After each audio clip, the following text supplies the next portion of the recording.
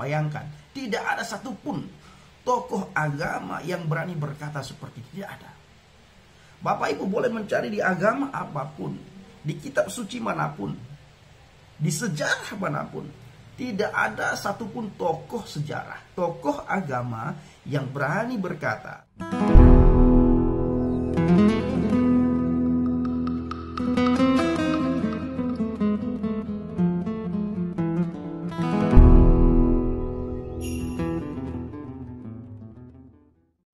Haleluya, Shalom Alaikum, Yeshua Mashiach, salam Aki. Aku kabarkan Injil kebenaran. Bapak Ibu yang dikasihi Tuhan, ketemu lagi dengan saya Evangelis Avraham Effendi Usman. Bagaimana kabar saudara? Haleluya, luar biasa. Doa dan harapan saya agar saudara selalu dalam keadaan sehat, diberkati dalam segala hal. Apapun yang saudara lakukan, apapun yang saudara kerjakan, selama tidak bertentangan dengan firman Tuhan, Tuhan buat berhasil. Pada kesempatan kali ini Bapak Ibu, saya akan mengajak saudara semuanya untuk melihat apa itu kekristenan. Nah, kekristenan adalah sebuah kepastian, tidak abu-abu, tidak abal-abal. Kalau orang Aceh bilang Bapak Ibu, kencilet-cilet, artinya bukan kaleng-kaleng. Percaya kepada Yeshua HaMashiach pasti selamat. Percaya kepada Yesus Kristus pasti selamat masuk surga. Nah, istilah tersebut sangat kental sekali di kalangan orang percaya, di kalangan orang Kristen. Namun yang menjadi pertanyaannya Bapak Ibu, mengapa hanya Yesus jalan menuju keselamatan? Mengapa tidak melalui Musa jalan menuju keselamatan, jalan menuju ke surga? Mengapa tidak melalui nabi-nabi yang lain, Nabi Zakaria jalan menuju keselamatan? Mengapa tidak melalui Nabi Syuaib, Nabi Yahya jalan menuju keselamatan? Ataupun mengapa harus Yesus, tidak nabi-nabi A, nabi B, nabi C, nabi D, nabi E? Nah, itu yang menjadi pertanyaannya. Bagaimana dengan agama-agama yang lain? Bagaimana dengan aliran kepercayaan lain yang juga memperjuangkan keselamatan? Saya akan membukakan beberapa ayat firman Tuhan untuk kita semuanya, sehingga kita mengetahui, kita mengerti atas dasar apa kita percaya bahwa hanya Yesus jalan menuju keselamatan, jalan menuju ke surga, jalan menuju hidup yang kekal. Hidup yang kekal nantinya ada dua tempat lagi menunggu kita Bapak Ibu, surga atau neraka. Nah, surga atau neraka ini pilihannya masa kita di dunia ini. Kalau kita ingin pilih ke surga, ini jalannya. Mana jalannya? Yohanes 14 ayat 6. Kalau kita pilih ke neraka, ini jalannya. Mana jalannya? Kita menyangkal dia. Nah, seseorang yang menyangkal dia, itu sudah otomatis jalannya kemana kita sudah tahu. Nah Bapak Ibu, Yohanes 14 ayat 6, akulah jalan, kebenaran dan hidup. Tidak ada seorang pun datang kepada Bapa kalau tidak melalui aku. Bayangkan, tidak ada satupun tokoh agama yang berani berkata seperti itu. Tidak ada. Bapak Ibu boleh mencari di agama apapun, di kitab suci manapun, di sejarah manapun, tidak ada satupun tokoh sejarah, tokoh agama yang berani berkata sebagaimana Yesus katakan, akulah jalan, kebenaran dan hidup. La ahadan yadhabu ilal abi illal bi. Tidak ada satu manusia pun yang bisa datang kepada Bapa kalau tidak melalui aku, atau dengan cara lain, dengan cara saya Bapak Ibu. Menurut pandang saya, Yesus berkata kepada saudara dan saya, kalau kamu ingin masuk surga, harus melalui aku. Nah, harus melalui aku. Itu Yohanes 14 ayat 6. Kalau ada saudara kita, kalau ada di sekitar kita, orang di sekitar kita, orang di sekeliling kita berkata bahwa Yesus itu kan hanya jalan, hanya petunjuk jalan. Tujuannya kan bukan kepada Yesusnya, tapi kepada Bapaknya. Itu kalau pandangan orang di sekitar kita. Kenapa bisa mereka berpandang seperti itu?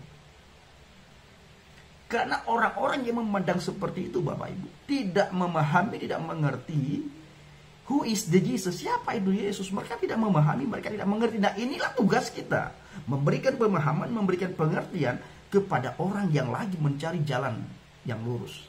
Tunjukilah saya jalan yang lurus ya Tuhan. Nah, saudara dan saya adalah orang yang sudah dipilih untuk memberikan petunjuk jalan kepada orang yang masih mencari jalan yang lurus. Boleh kita bertanya sesekali kepada teman kita, sahabat, saudara, orang di sekitar kita. Coba kamu cari di kitab sucimu, atau di kitab manapun, adakah satu tokoh agama yang berani berkata, akulah jalan kebenaran dan hidup? Tidak ada. Tulisan yang sama kita tidak akan dapatkan di kitab manapun, Bapak Ibu. Maka berbanggalah saudara dan saya ketika saudara sudah dipilih oleh Tuhan. Yang pertama, menjadi orang yang percaya. Yang kedua, yang paling bahagia adalah ketika kita dipilih sebagai alat Tuhan untuk memberitakan firman, untuk memberitakan Injil, memberitakan kabar baik. Yohanes 14 ayat 6 ini, Bapak Ibu, 6 tahun yang lalu mempertobatkan saya. Ketika saya membaca di Google, saya ketik di Google a Bible, timbul hati dan pikiran saya untuk mengerti a Bible di Google itu karena salah satu kelemah lembutan orang yang saya lawan debat saya di media sosial Facebook. Di grup Islam bertanya, Kristen menjawab, Kristen bertanya, Islam menjawab. Cacian, makian, hinaan di grup tersebut terjadi, Bapak Ibu. Orang Kristen, orang Islam menghina, mencaci maki orang Kristen. Orang Kristen menghina, mencaci maki orang Islam. Di grup itu saya jumpai waktu saya belum menjadi orang Kristen. Ada satu anak Tuhan yang menunjukkan karakter yang baik, yang menunjukkan kelemah lembutan, yang menunjukkan tulisannya itu enak dibaca. Di saat saya lagi menghina, mencaci maki kekristenan, beliau hadir memberikan satu nuansa yang berbeda dengan orang-orang di sekitar beliau. Beliau hadir seolah-olah bisa meredahkan amarah saya. Beliau hadir bisa meredahkan murka saya. Di saat amarah saya lagi memuncak, beliau hadir dengan satu jawaban. Mas Bendi, kalau kamu tahu kekristenan itu, kamu akan memahami dan mengerti bagaimana kebenaran yang ada di dalam kekristenan. Itu kata Bapak tersebut. Nah, kalau Bapak Ibu membuka di dalam Amsal 15 ayat 1, di situ sangat jelas tertulis, jawaban yang lemah lembut dapat meredahkan amarah. Jawaban yang lemah lembut dapat meredahkan murka. Jawaban yang lemah lembut dapat meredahkan amarah, dapat meredahkan murka. Begitu juga sebaliknya, Bapak Ibu. Nah, artinya Bapak Ibu tersebut datang itu dengan nuansa yang lain, dengan cara yang lain, berbeda dengan teman-teman kekristenan yang lain. Akhirnya apa yang terjadi? Hati dan pikiran saya bertanya-tanya, apa sih yang dipelajari oleh Bapak ini? Namanya Pak Kurnia Budi, Bapak. Saat ini beliau juga sebagai salah satu orang yang mendoakan saya. Hati saya berkata, apa yang dipelajari oleh Pak Kurnia Budi ini? Kenapa dia berbeda dengan orang Kristen pada umumnya? Akhirnya Bapak Ibu, saya melihat di Google, saya ketik a Bible. Ketika saya ketik Bible di Google, keluar Yohanes 14 ayat 6. Seandainya keluar Petrus menyangkal Yesus, hari ini saya tidak bisa memberikan tausiah kepada saudara semuanya. Seandainya Yudas Iskariot yang menjual firman, saya juga tidak bisa hadir di layar HP saudara pada hari ini. Tetapi yang keluar adalah satu ayat. Yohanes 14 ayat 6. Ayat yang luar biasa. Ketika saya membaca Yohanes 14 ayat 6, akulah jalan kebenaran dan hidup, saya teringat, Bapak Ibu, waktu saya masih di pesantren, saya masih membaca waktu saya masih di pesantren, di dalam Al-Quran itu tidak pernah ada satupun ayat yang berani berkata, Nabi dan Rasul, tidak ada satupun Nabi dan Rasul yang berani berkata, akulah jalan kebenaran dan hidup. Tidak ada seorang pun yang datang kepada Bapa kalau tidak melalui aku. Tidak ada, Bapak Ibu. Di dalam Yohanes 6 ayat 40. Kalau tadi Yohanes 14 ayat 6, sekarang Yohanes 6 ayat 40, Bapak Ibu. Di situ dikatakan, sebab inilah kehendak Bapakku. Ini perkataan Yesus sendiri. Perkataan yang luar biasa, firman yang luar biasa. Sebab inilah kehendak Bapakku, yaitu supaya setiap orang, perhatikan, setiap orang yang melihat anak dan yang percaya kepadanya beroleh hidup yang kekal, dan supaya aku membangkitkannya pada akhir zaman. Sekarang Bapak Ibu, saya akan membaca dengan cara pandang saya, supaya kita bisa memahami, mengerti Orang-orang di sekitar kita bisa memahami dan mengerti. Saya akan bacakan. Sebab inilah kehendak Bapakku, kata Yesus, yaitu supaya tiap-tiap orang yang melihat Yesus dan yang percaya kepada Yesus beroleh hidup yang kekal. Dan supaya aku, di sini adalah Yesus, supaya Yesus membangkitkannya pada akhir zaman. Haleluya. Nah, coba perhatikan, cari di kitab suci manapun, mana ada tulisan seperti ini, tulisan indah merdu seperti ini, mana ada. Kalimat kata-kata yang begitu istimewa, tidak ada. Adanya di mana? Di Bible, di dalam Alkitab, Bapak Ibu. Jangan cari di tempat lain, tidak ada. Kalau ada, bagaimana Bang Pendi? Tunjukkan kepada saya, siapa tahu. Siapa tahu. Kalau di situ ada kebenaran, di situ ada keselamatan, saya juga akan meninggalkan apa yang saya imani selama ini. Tetapi percayalah dan ketahuilah, tidak ada. Anda temukan 2 ayat yang sudah saya bacakan ini di kitab-kitab yang lain. No. Yang selanjutnya Kisah Para Rasul 4 ayat 12, dan keselamatan tidak ada di dalam siapapun juga selain di dalam Yesus Kristus, di dalam Dia. Sebab di bawah kolong langit ini tidak ada nama lain yang diberikan kepada manusia yang olehnya kita dapat diselamatkan. Keistimewaan Yesus, Bapak Ibu, selain Dia menyelamatkan saudara dan saya, keistimewaannya adalah namanya itulah yang diberikan langsung oleh Dia. Nama Yesus itulah nama langsung dari surga. Kalau nama saudara dan nama saya Effendi Usman, itu nama yang diberikan oleh orang tua saya. Musa juga begitu, Yohanes juga begitu. Semua nabi-nabi yang lain itu nama yang diberikan oleh orang tua atau oleh orang di sekitarnya. Tetapi nama Yesus diberikan langsung dari surga. Ini istimewa sekali, Bapak Ibu. Makanya kita patut dan harus percaya. Karena tidak ada sedikit pun, tidak ada satu titik pun kita menjumpai dosa pada diri Yesus. Kenapa? Karena Dia adalah terang dunia. Yesus berkata di ayat yang lain, gelap dan terang tidak akan bisa bersatu. Kita melihat bagaimana kisah-kisah dalam Alkitab. Ada pribadi-pribadi yang ingin mencelakai Yesus, yang ingin menjatuhkan Yesus. Yesus tidak akan terjatuh, Bapak. Kenapa?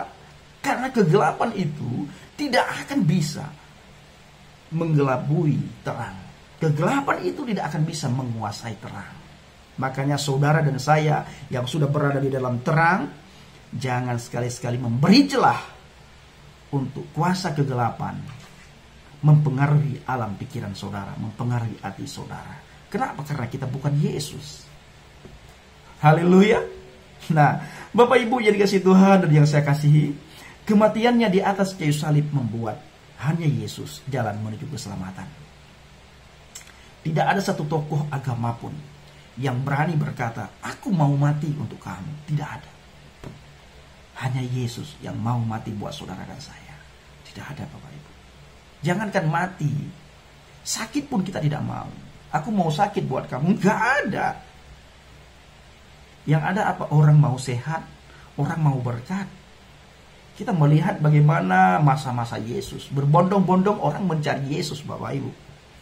Apa yang mereka cari? Bukan keselamatan, tetapi mencari berkat. Mencari roti.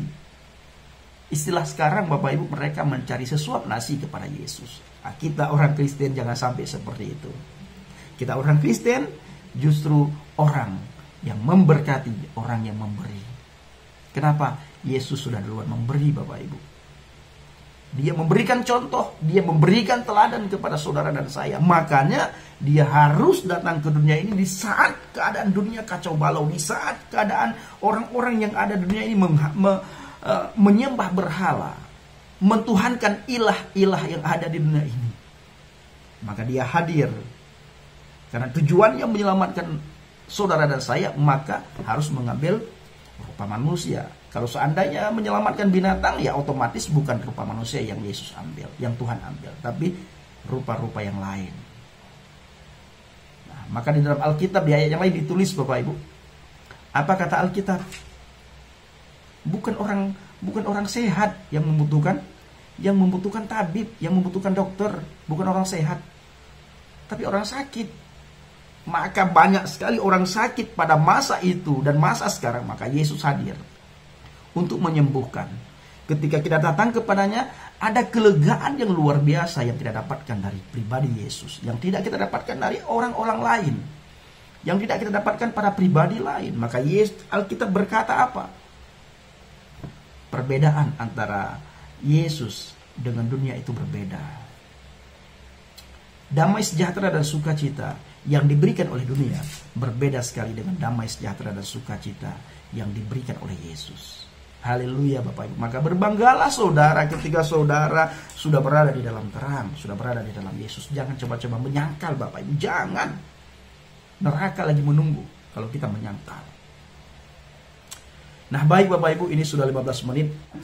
Pesan saya, hanya satu jalan menuju ke surga, Yesus Kristus. Berbahagialah saudara. Nah, Bapak Ibu yang dikasihi Tuhan, sekali lagi, apa yang sudah saya pesankan kemarin, kita para Kristuber, para murtadin, pinter-pinterlah dalam mempergunakan media sosial. Menteri Agama sudah mengeluarkan perintah, siapapun yang menghina simbol agama, ini simbol agama, yang menghina simbol agama, maka orang tersebut harus ditangkap, harus diproses. Ayo Bapak Ibu, kita jangan menjadi batu sandungan. Saya sudah banyak sekali diingatkan oleh para pendeta. Saya sudah banyak sekali diingatkan oleh orang-orang di sekitar saya. Termasuk Didit Yuli Bapak Ibu. Didit Yuli hampir tiap hari dia telepon saya. Bro, hati-hati. Jangan asal ngomong. Memang benar, tapi remlah sedikit untuk sementara ini. Begitu juga mentor saya selalu berpesan. Kemarin Bapak Ibu, setelah saya berkata bahwa siapapun yang mengorek kitab saya akan korek-korek kitab orang tersebut. Bapak Gembala saya sebagai mentor saya, 1 hari 3 kali telepon. Beliau telepon setiap saat sampai saya mengangkatnya. Jangan konyol ya. Ketika mereka melakukan hal yang sama, kamu jangan melakukan, tapi luruskan apa yang mereka katakan Bapak Ibu. Ketika mereka bertanya kepada kita, kenapa Yesus berdoa kepada Tuhan? Bukankah dia itu Tuhan? Lalu kepada Tuhan siapa dia berdoa? Sebelum saya menjawab Bapak Ibu, saya bertanya balik kepada mereka. Di dalam Al-Quran juga ada ayat yang dikatakan, Innallaha wa malaikatahu yusalluna 'alan nabiy ya ayyuhalladzina amanu shallu 'alaihi wasallimu taslima. Artinya, sesungguhnya Allah dan malaikat berselawat kepada Muhammad. Wahai orang-orang yang beriman, berselawatlah kamu untuk Muhammad dan berikanlah salam penghormatan kepadanya. Mana tinggi derajat Allah dan Muhammad? Otomatis tinggi derajat Allah. Kenapa Allah masih berselawat kepada Muhammad?